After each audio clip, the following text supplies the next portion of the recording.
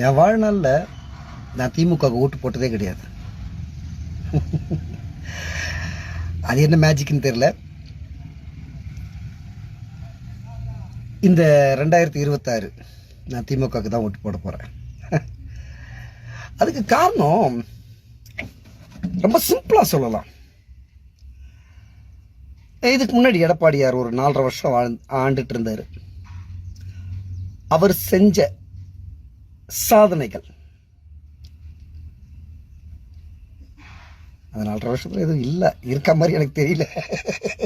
அதுக்கு முன்னாடி ஜெயலலிதா இருந்தாங்க. அவங்க குறிப்பாக சொல்லணும்னா அவங்க வந்து ஃபஸ்ட்டு சிறைக்கு போயிட்டு வந்ததுக்கப்புறம் ஜெயிச்சதுக்கப்புறம் நிறைய திட்டங்கள் கொண்டு வந்தாங்க. அம்மா உணவகம்,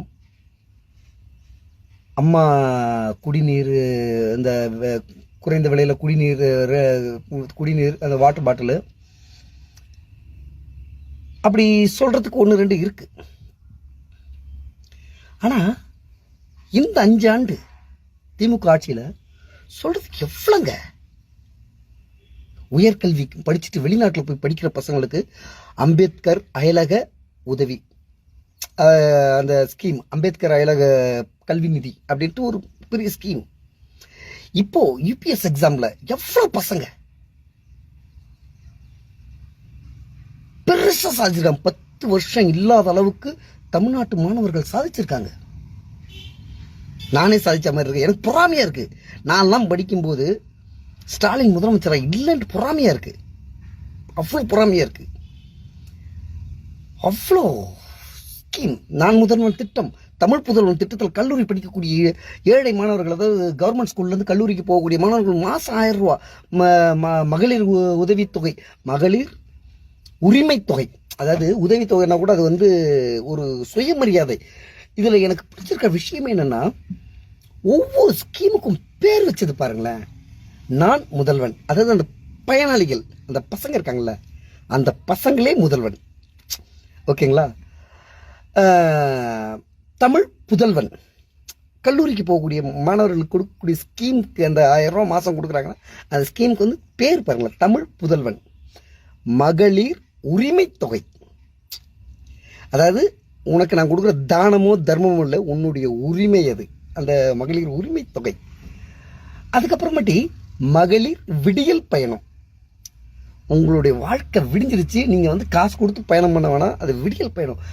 அதில் எல்லாத்துலேயும் சுயமரியாதை இருக்கு. அம்பேத்கர் அயலக கல்வி நிதி அப்படின்ட்டு ஒரு இது. அதையும் பாருங்க, அம்பேத்கர் வந்து குறிப்பிடுறாங்கன்னா, அம்பேத்கர் வெளிநாடு போய் படிக்கிறதுக்கு எவ்வளோ போராடி போய் படித்தாருன்றது நம்ம எல்லாருக்கும் தெரியும். அவர் பேர் வச்சிருக்காங்க. வெளிநாட்டுக்கு போய் நீ படி ஈஸியா. அவர் ரொம்ப போராடிட்டாரு போய் படிக்கிறதுக்கு, நீ ஈஸியா போய் படி அப்படின்ட்டு வச்சிருக்காங்க. அதுக்கப்புறமாட்டி இப்படி அடிக்கிட்டே போலாம். எவ்வளோ ஸ்கீமு. சத்தியமா இன்னும் 100 வருஷத்துக்கு இந்த ஸ்கீம்ல ஒரு ஸ்கீமை கேன்சல் பண்ணணும்னு நினைச்சா முடியாது. தமிழ்நாட்டில் பெரிய போராட்டமே இருக்கும். அன்னைக்கு வர முத்துவேல் கருணாநிதி ஸ்டாலின் தான் முதல்வர். இது அண்ணா சொன்ன வார்த்தை. நான் கொண்டு வந்த திட்டங்களை யாராவது தகர்க்கணும்னு நினைக்கும் போது தமிழ்நாட்டில் பெரிய போராட்டமே நடக்கும் அப்படின்னு சொன்னாரு. அப்படி தகர்த்துட்டீங்கன்னா, தகர்க்கிற வரை அண்ணாதுரை தான் சிஎம் பண்ணாரு. அதே தான் நான் சொல்றேன். இப்போ எம்கே ஸ்டாலின் வந்து கொண்டு வந்திருக்க திட்டங்கள் வந்து அவ்வளோ திட்டங்கள். இதுல ஒன்றை தகர்க்கணும் அப்படின்னு நினைச்சு கையெழுத்து போடும்போது பயம் வரும் பாருங்க. பயம் வரும் வந்துதான் ஆகும். ஏன்னா ஒரு ஸ்கீமை கேன்சல் பண்ணாலும் தமிழ்நாட்டில் புரட்சி வெடிக்கும். கண்டிப்பா பெரிய புரட்சி வெடிக்கும். ஒரு ஸ்கீமை கேன்சல் பண்ணாலும். எக்ஸ்ட்ரா தரேன்னு சொல்லிட்டு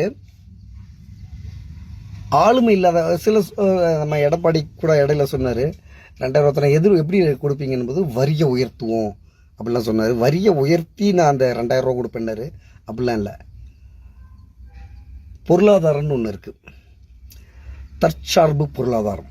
இப்போ மத்திய அரசு வந்து அவங்க தர வேண்டிய நிதிகளை வந்து பெரிய அளவில் கொடுக்காம தமிழ்நாட்டோட வளர்ச்சியை தடுக்கிறாங்க. இருந்தாலும் ஸ்டாலின் வந்து ஒரு தற்சார்பு பொருளாதார நிபுணரால் மட்டும்தான் அந்த வரிசுமையை, அந்த தராமல் தடுக்கக்கூடிய வரிசுமையை மீறி பொருளாதாரத்தில் இன்றைக்கி வந்து இந்தியாவில் 2வது இடத்துல வந்திருக்கு.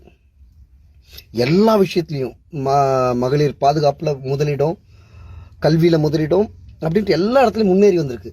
இந்தியா சுதந்திரம் வாங்கும்போது சுதந்திரம் வாங்கும்போது தமிழ்நாடு வந்து கடை கோடியில் இருந்தது வளர்ச்சியில்.